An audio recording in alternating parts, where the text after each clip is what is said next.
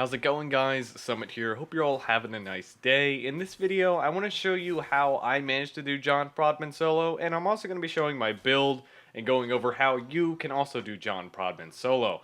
I actually did a run that was a little over 2 hours, and I did John Prodman with this build about 3 times over, so it really isn't that hard to do. Any competent player who's even has just a little bit of experience with the index should be able to do this. And I know recently Tavia Corsair released a glyph challenge to do John Prodman solo, so if you want to get his glyph, you can also use this method to do so. So basically all I was doing is just running Valkyr and building her for her Hysteria. Now, the one thing with this build is that you are going to need at least one Arcane Energize. Assuming you don't have an Arcane Energize, this is going to be much more difficult. However, don't worry, because I'll have a separate build for you if you're not using Arcane Energize. Instead of running a Hysteria Valkyr, you instead build her for pure strength and survivability, as much survivability as you can, and then just use fire procs and a really good finisher weapon to just go and finisher all the enemies. It's pretty easy. However, I prefer the Hysteria Valkyr build, well, for 2 reasons. One, it's less likely that you're going to die, as with the full survivability Valkyr, you are going to have a little bit of issues trying to survive. And the other thing is that I don't really enjoy playing with covert lethality in general. You can get around this if you're using like a hammer or a really high finisher damage weapon, but obviously covert's going to be the best because covert is just the best for almost everything in the game, sadly. But as you can see in the background here, I got about 800 seconds left, and I did do 2 runs, like pretty long runs. This was the one run that I just recently did this morning, where I was going for John Prodman because my previous runs did not save when I actually killed him. And a really important thing to note here is that if you're going for John Prodman solo, do not play in solo mode. As on 2 separate occasions, he did not spawn on for me when I was playing in solo, and I think it's because I was pausing the game. So make sure, if you have to play in solo, try not to pause the game that much. I would suggest just playing on invite only and just doing it for an hour, and just set an hour of free time, and then just do it, right? Trying to pause the game while doing this, it just seems to mess it up, and it's not a good idea, because you don't want to waste an hour of your time like I did, like 4 occasions I wasted an hour of my time trying to get just the recording for this correct. But anyways, there's a couple of key parts to the general strategy on how to do this and how to just make the run way easier to accomplish. Now, in the early game, you want to be getting as many kills as fast as you can. And a good way to see the enemies is to either run enemy radar or enemy sense. I wasn't having to be using it because I'm just kind of used to the spawns now because I was playing index so much.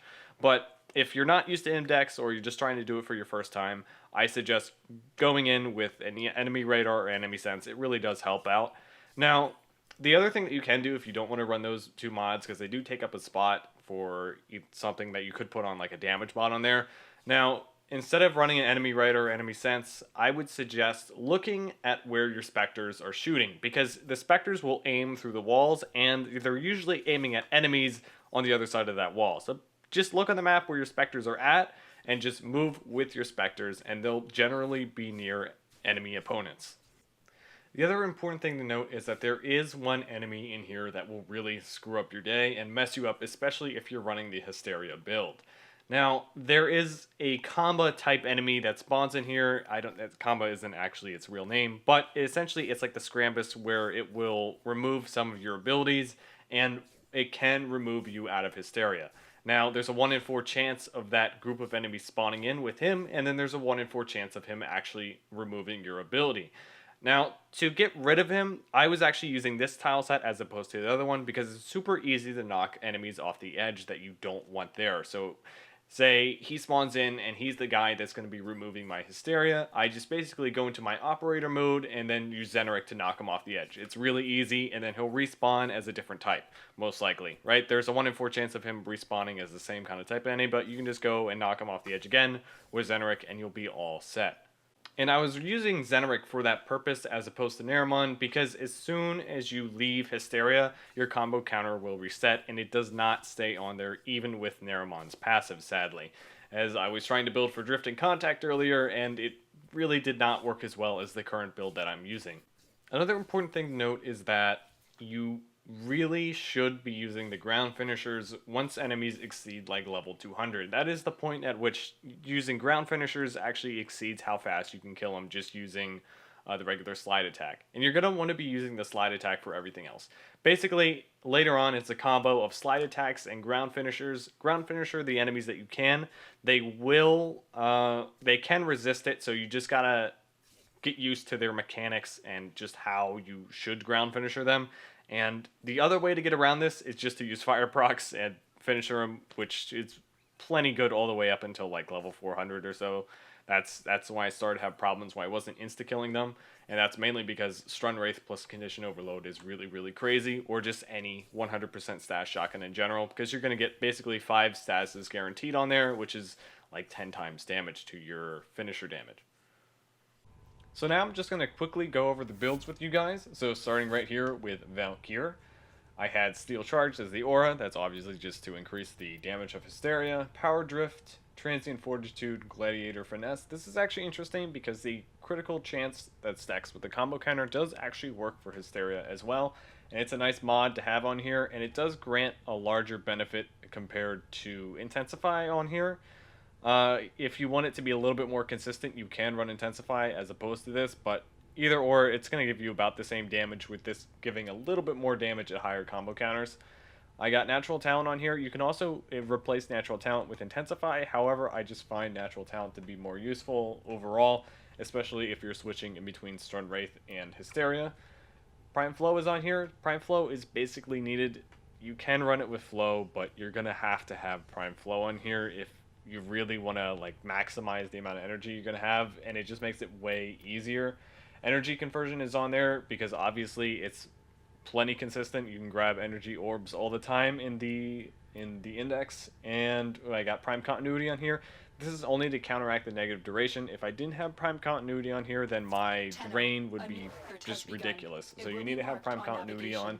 I also got Fleeting Expertise 1 from the top and Streamline Max. Now, this will grant a little bit lower than maximum efficiency on the build. I think like the maximum drain or the minimum drain that you can have is like 0.63 per second, and this is like 0.65, so there's almost no difference between the two, and running a 1 higher fleeting isn't really worth it, in my opinion.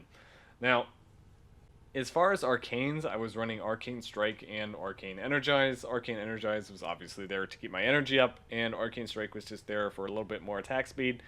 It wasn't really helping all that much though, so you definitely don't feel like you need Arcane Strike on there. It really wasn't necessary, and you don't have to worry about it too much. Now, with regards to Arcane Energize, I know a lot of people still don't have it yet, so if you can't run Arcane Energize, or if you don't have like any Energize at all, I'd suggest instead of running Hysteria, run just regular Valkyr with a bunch of survivability mods on, and then use a primary weapon with fire damage so that you're able to do finishers on the enemies and just finish them with fire damage and your Hysteria. So that way you won't be using as much energy, you won't be staying in Hysteria for as long, and you'll still have decent survivability, and you should still be able to get to John Prodman that way. As far as the Stun Wraith goes here, it doesn't really matter what you're running. I just have 100% status. As long as you got 100% status on there and you got heat, or just any weapon in general that can proc heat damage pretty consistently, then you're good. I happen to be running Corrosive Heat just because that gives me a little bit more for Condition Overload that I have on my melee.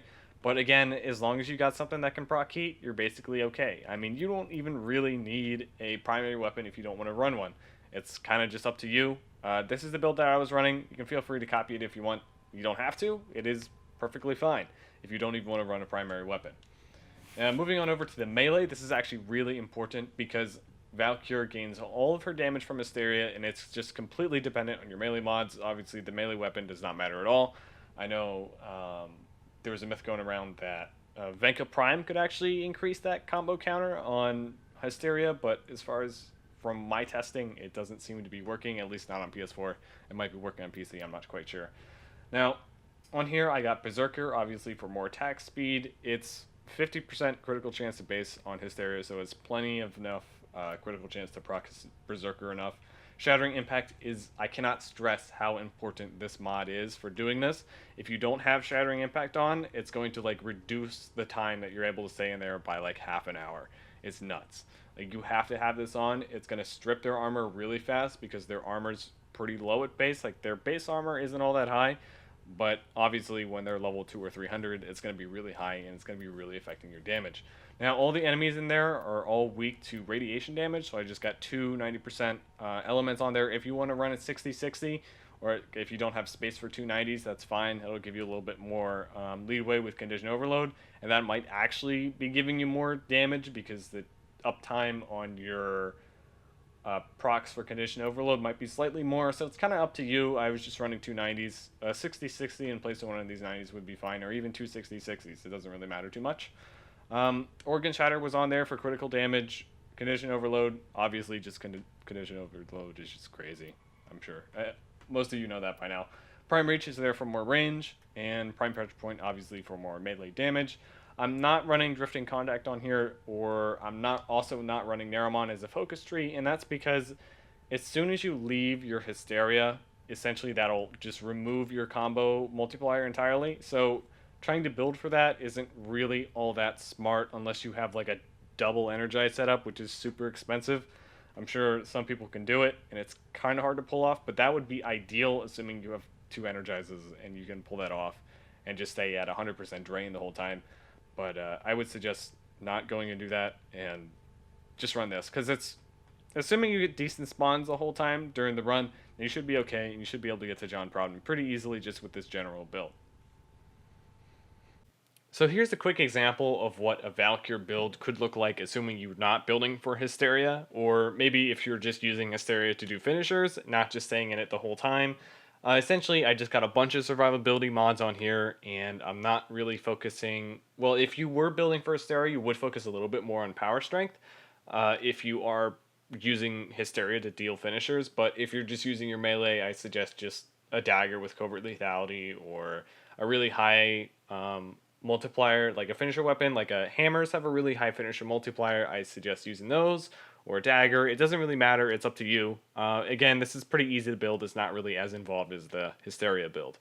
Anyways, if you've made it this far, you've reached the end of the video. I want to thank all you guys for watching. If you haven't checked out my Twitch channel yet, I am streaming a lot more frequently now on Twitch, now that I got my full thing set up. Hopefully, I'll be able to get a capture card soon. But also, if you want to talk to me on Discord, you can. I have my Discord link in the description below if you want to give me like suggestions for new videos I can do, or if you just want to talk, or if you got any questions regarding any Warframe things that you want to talk to me directly about, feel free to DM me on Discord or get me in a party in Discord, and I'll be happy to talk to you about that. Anyways, though, as always, I'd like to thank you guys for watching the video, and I hope to see you in the next one.